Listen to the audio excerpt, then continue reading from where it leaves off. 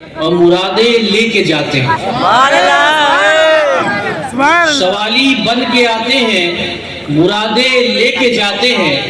یہ وہ در ہے جہاں بگڑے مقدر جگمگاتے ہیں، یہ وہ در ہے جہاں بگڑے مقدر جگمگاتے ہیں۔ اور فدا ہوں میں اشرف الاولیاء پر، فدا ہوں میں تاج الاولیاء پر، گر ہی نہیں سکتا، ہے نا؟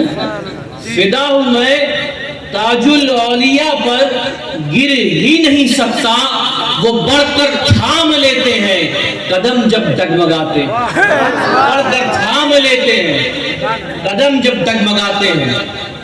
اور اے عزت کے طلبگاروں، اے عزت کے طلبگاروں، یہ دربار اشرف ہے۔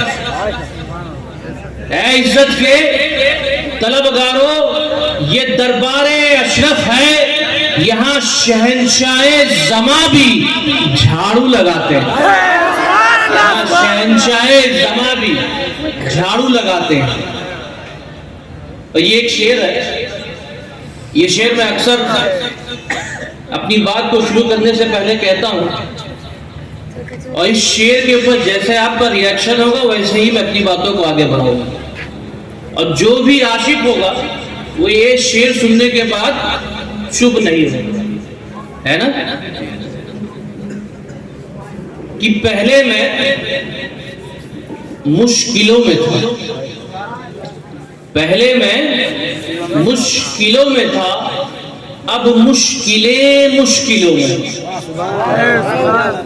پہلے میں مشکلوں میں تھا، اب مشکلوں میں ہے، کیسے بدلا یہ منظر یا علی کہنے کے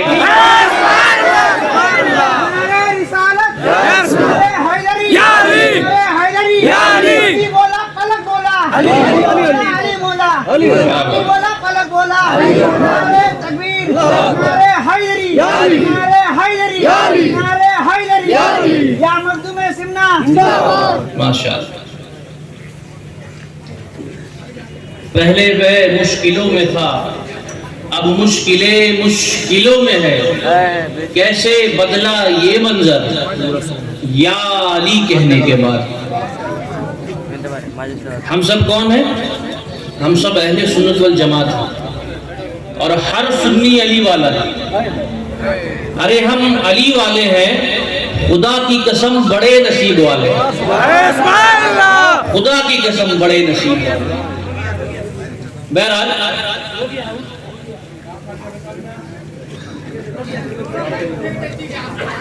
اللہ کا بھائی قدب ہے۔ بدرود پڑھے، اللہم صلی علی سیدنا مولانا محمد بارک وسلم، صلاۃ و سلام علیک یا حبیبی یا رسول اللہ صلی اللہ تعالی علیہ وسلم۔ اس آیت کریمہ کو پڑھنے کا میں نے شرف حاصل کیا ہے۔ اللہ تبارک و تعالیٰ قرآن مقدس میں ارشاد فرماتا ہے، قل انما انا بشر مثلکم، کیا میرے محبوب تم ان سے کہہ دو کہ تم ان کے مثل ہیں۔ کیونکہ میں نے آپ کو یہ بتایا کہ ہم اہل سنت والجماعت والے ہیں، اور ایک طالب علم کی حیثیت سے آپ کے سامنے حاضر ہوا ہوں، تو آپ جان لیجئے کہ یہ اہل سنت والجماعت ہے کہ ہمارا عقیدہ ہے کہ ہم ڈنکے کی چوٹ پہ کہتے ہیں ہم سنی ہے نا۔ اب آج کل تو بمبئی میں ایک نیا وہ بھی نکلا تھا، خوخار سنی کرتے ہیں، ایک پہلے تھا ٹناٹن سنی، اب آ گئے خوخار سنی۔ بہرحال یہ ہمارا عقیدہ کیا ہے؟ ہم سے اگر کوئی ہمارا عقیدہ پوچھے تو ہم خاموش ہو جاتے ہیں، ہمیں پتہ نہیں کہ ہم اپنے عقیدے کے بارے میں بیان کیا کرتے ہیں۔ ایک عقیدہ میں آپ کو سکھانا چاہتا ہوں، وہ کیا ہے کہ جیسے میرے سرکار ہیں، جیسے میرے سرکار ہیں ویسا کوئی نہیں، ہے نا؟ جیسے میرے سرکار ہیں ویسا کوئی نہیں، ایک بار سب ہاتھ اٹھا کے پورا مجمع کہے کہ جیسے میرے سرکار ہیں ویسا کوئی نہیں. بے شک جب آپ یہ کہنا شروع کریں گے نا عوام میں کہ جیسے میرے سرکار ہیں ویسا کوئی نہیں ہے دنیا میں, اس پورے کائنات میں کوئی نہیں ہے جیسے میرے سرکار ہیں ویسا کوئی نہیں, تو کچھ بدبخت ایسے نکلیں گے مکھیوں کی طرح بنبھناتے ہوئے آئیں گے آپ کے پاس اور پوچھیں گے کہ یہ عقیدہ آپ نے کہاں سے لایا. تو الحمدللہ اہل سنت والجماعت کا ہر عقیدہ قرآن و حدیث سے ثابت ہے. الحمدللہ ہم کہیں گے کہ جیسا میرے سرکار ہیں ویسا کوئی نہیں. وہ کہیں گے کہ میاں یہ عقیدہ کہاں سے لایا. وہ کہیں گے کہ ہمارا بھی عقیدہ ہے پر ہمارا عقیدہ یہ نہیں ہے کہ جیسے میرے سرکار ہیں ویسا کوئی نہیں, کیونکہ ان کے نزدیک سرکار بھی ویسے ہیں جیسے وہ خود معذرت. وہ کہیں گے کہ ہماری بھی دو آنکھیں, حضور کی بھی دو آنکھیں, حضور بھی دیکھتے ہیں ہم بھی دیکھتے ہیں, حضور کے دو ہاتھ ہیں ہمارے بھی دو ہاتھ ہیں, حضور چلتے ہیں ہم چلتے ہیں, حضور کھاتے ہیں ہم کھاتے ہیں. ان سے پوچھو کہ تمہارا عقیدہ کہاں سے آیا, تو کہے کہ بھائی سب بڑے فخر سے کہیں گے کہ بھائی ہمارا عقیدہ تو قرآن سے ثابت ہے. اور کہیں گے ان سے پوچھیے کہ عقیدہ کہاں سے, تو قرآن کی آیت تلاوت کریں گے. وہ فرمائیں گے کہ اللہ تبارک و تعالیٰ نے قرآن مقدس میں ارشاد فرمایا قُلْ إِنَّمَا أَنَا بَشْرٌ مِثْلُكُمْ, یہ میرے محبوب تم ان تمام لوگوں سے کہہ دو کہ تم ان کی طرح ہو. اب جب یہ قرآن کی آیت کوئی پڑھے ایک عام انسان, تو اس کے ذہن میں تو یہ خلیش پیدا ہوتی کہ ہاں بھائی اس سامنے والا جو شخص ہے وہ کہہ رہا ہے کہ حضور ہماری طرح ہے, قرآن کی آیت بھی پیش کر دیا کہ حضور ہماری طرح ہے. قُلْ إِنَّمَا أَنَا بَشْرٌ مِثْلُكُمْ, کہ میرے محبوب تم ان سے کہہ دو کہ تم ان کی طرح. تو اہل سنت والجماعت کا عقیدہ کیسے ثابت ہو؟ ہم جو یہ ڈنکے کی چوٹ پہ کہہ رہے ہیں کہ جیسے میرے سرکار ویسا کوئی نہیں, تو یہ عقیدہ کیسے ثابت ہوگا؟ تو الحمدللہ جس آیت سے یہ اپنا عقیدے کی دلیل پیش کرتے ہیں اسی آیت سے ہم ان کی عقیدے کو رد بھی کرتے ہیں. مزہ تو تبھی ہے جو آیت وہ استعمال کریں اسی آیت سے ان کی بات کو کاٹ دیں, ہے نا. اب اس آیت کی تھوڑی تشریح میں آئی ہے. حافظ ابن کثیر یہ ہمارے امام نہیں, یہ غیر مقلدوں کے امام ہیں. وہ اس آیت کی تشریح میں لکھتے ہیں قل یا ایھا الرسول, قل سے مراد اے میرے محبوب لہؤلاء المشرکین انما انا بشر مثلکم, کہ اے میرے محبوب تم ان تمام مشرکینوں سے کہہ دو کہ تم ان کی طرح. اے میرے محبوب تم ان تمام مشرکینوں سے کہہ دو کہ تم ان کی طرح ہو. اب ذہن میں خیال آتا ہے کہ جب نبی پاک نے مشرکینوں کو دیکھا تو کہا کہ میں تمہاری طرح ہوں, لیکن جب صحابہ کرام کے چہرے کو دیکھتے ہیں تو بخاری شریف میں موجود ہے ایکم مثلی, کون ہے تم میں جو میری طرح ہو. مشرکینوں کو دیکھتے ہیں تو کہتے ہیں کہ میں تمہاری طرح ہوں. صحابہ کو دیکھتے ہیں تو مسلم شریف میں موجود ہے انی لست مثلکم, کہ تم میری طرح نہیں ہو. مشرکینوں کو دیکھا تو کہا کہ میں تمہاری طرح ہوں. صحابہ کو دیکھتے ہیں تو کہتے ہیں کہ نہ تم میری طرح ہو نہ میں تمہاری طرح ہوں. وجہ کیا ہے کہ جب مشرکینوں کو دیکھتے ہیں تو کہتے ہیں کہ میں تمہاری طرح ہوں, صحابہ کو دیکھتے ہیں تو کہتے ہیں کہ نہ تم میری طرح ہو نہ میں تمہاری طرح ہوں. تحقیق کرو تو پتہ چلے گا کہ ایک زمانے میں ابو جہل نام کا بدبخت بھی تھا جو نبی کے چہرے انور کو دیکھ کے کہتا تھا کہ ارے تم تو میری طرح ہو, تم تو میری طرح ہو. سن لو, آج تک ابو جہل کی اولادیں یہ کہہ رہی ہے کہ حضور ہماری طرح ہے, اور ہم صحابہ کے ماننے والے کل سے لے کے آج تک اور آج سے لے کے قیامت تک یہی کہتے رہیں گے کہ جیسے میرے سرکار ویسا کوئی نہیں, جیسے میرے سرکار ویسا کوئی نہیں. ابو جہل نے بھی تو حضور کو دیکھ کے کہا تھا نا. تو آج تک ابو جہل کی اولادیں یہ کہہ رہی ہیں کہ حضور ہماری طرح ہے، اور ہم صحابہ کے ماننے والے کل سے لے کے قیامت تک یہی کہتے رہیں گے کہ جیسے میرے سرکار ویسا کوئی نہیں. بات سمجھ میں آئی؟ اس کی تھوڑی اور تشریح کر دیتے ہیں. جب قرآن پاک، جب اللہ تبارک و تعالیٰ کا قرآن، اللہ تبارک و تعالیٰ کا کلام جب نازل ہوا، تو یہ جو مشرکین لوگ تھے انہوں نے انکار کیا. انہوں نے کہا کہ ہم نہیں مانتے کہ یہ کسی اللہ کا کلام ہے، یہ کسی عام انسان کا کلام ہے. انہوں نے انکار کیا کہ ہم نہیں مانتے کہ یہ خدا کا کلام ہے. تو کیا کیا گیا؟ سورہ کوثر کو کعبہ شریف کی دیوار پہ لکھ دیا گیا،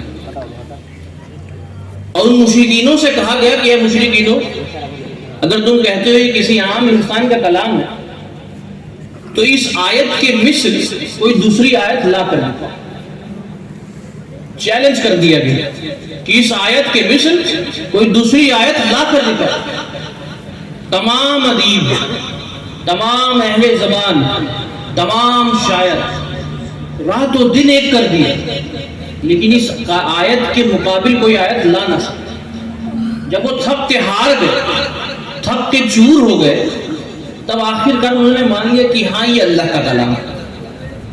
اسی طرح یہ بات میں بتا رہا ہوں تاکہ تمہید میں یہ بات بھی سمجھ میں آئے کہ جب نبی پاک صلی اللہ علیہ وسلم نے یہ اعلان کیا نا کہ میں اللہ کا نبی ہوں، میں اللہ کا نبی ہوں، میں اللہ کا نبی ہوں، تو مشرکینوں نے اس وقت بھی انکار کیا تھا کہ نہیں ہم نہیں مانتے کہ تم اللہ کے نبی ہو، تم تو ہماری طرح ہو، تم چلتے ہو ہم چلتے ہیں، تم کھاتے ہو تم پیتے ہو ہم بھی پیتے ہیں، تم سوتے ہو ہم سوتے ہیں، تمہارے دو ہاتھ ہمارے دو ہاتھ، تمہاری دو آنکھیں ہماری دو آنکھیں، تمہارے دو پیر ہمارے دو پیر، تمہارے کان ہمارے کان، ہم نہیں مانتے کہ تم اللہ کے نبی ہو.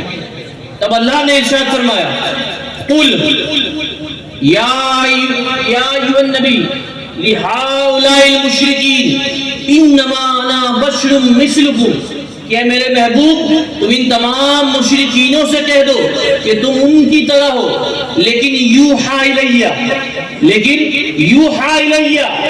تم پر لیکن اللہ کی وحی نازل ہوتی ہے، تم پر اللہ کی آیتیں نازل ہوتی ہے. کیا ان پر اللہ کی آیتیں نازل ہوتی ہے؟ کیا ان کے اوپر اللہ کی آیتیں نازل ہوتی ہے کیا؟ ارے میرے حضور اشارہ کریں تو چاند کے 2 ٹکڑے ہو جاتے ہیں. تم کہتے ہو حضور تمہاری طرح ہے تو چاند کے 2 ٹکڑے کر کے دکھا دو. میرے حضور اشارہ کریں تو ڈوبا ہوا سورج نکل آتا ہے، اشارہ کر کے ڈوبا ہوا سورج کو پھر سے نکال کے دکھا دو. میرے حضور انگلیوں کا اشارہ کریں تو ہاتھوں میں سے پانی کے پھوارے نکل جاتے ہیں، ہاتھ کی انگلیاں ہلا کے پانی کے پھوارے نکال کے دکھا دو. میرے حضور اپنا لعاب دہن کسی اندھے کی آنکھ میں ڈالے تو اندھا دیکھنے لگ جاتا ہے، کسی اندھے کو دیکھنے کی قوت عطا کر کے دکھا دو. میرے حضور اگر اپنا لعاب دہن کسی گونگے کی زبان پہ رکھ دے تو گونگا بولنا شروع کر دیتا ہے، گونگے کو بولنے کی طاقت عطا کر کے دکھا دو. میرے حضور اگر اپنا لعاب دہن 4 لوگ کی ہانڈی میں ڈالے تو اس سے 1000 لوگ کھانا کھاتے ہیں، 4 کا کھانا 1000 کو کھلا کے دکھا دو. میرے حضور اگر کسی پیڑ کو اپنی طرف اشارہ کرے تو وہ پیڑ دوڑا دوڑا حضور کے پاس آ جاتا ہے، کسی پیڑ کو اپنے جانب بلا کے دکھا دو. میرے حضور اگر اپنے ہاتھ کو کسی سوکھی ٹہنی پر پھیر دے تو وہ پیڑ چراغ بن جاتا ہے، اس سوکھے پیڑ کو چراغ بنا کے دکھا دو. ارے میرے حضور مردے کو کہے اٹھ تو مردہ زندہ ہو جاتا ہے، کسی مردے کو زندہ کر کے دکھا دو. ارے اگر میرے حضور اپنی ایڑیاں پٹ کے تو وہاں سے خزانے جاری ہو جاتے ہیں، اپنی ایڑیاں پٹک کے خزانے جاری کر کے دکھا دو.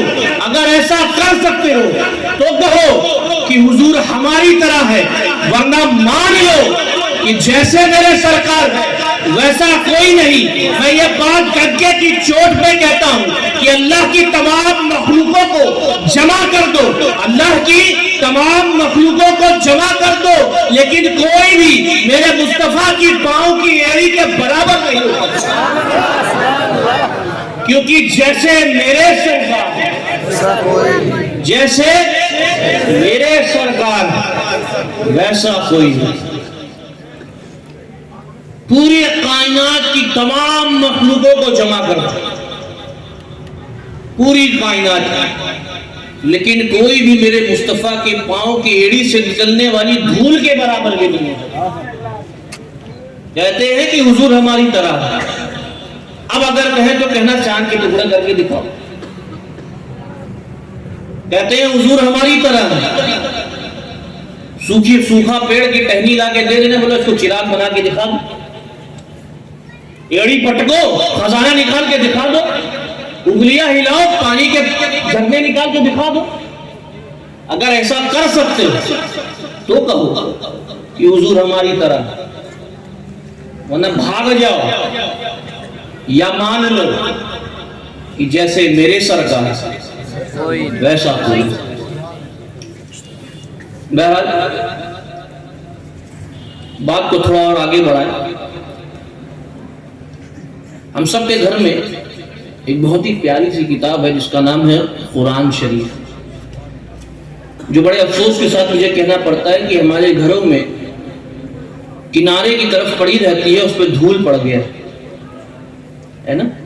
اس قرآن شریف کو جب آپ کھولیں گے اور سورہ انبیاء کی 3 آیت کو جب آپ پڑھیں گے,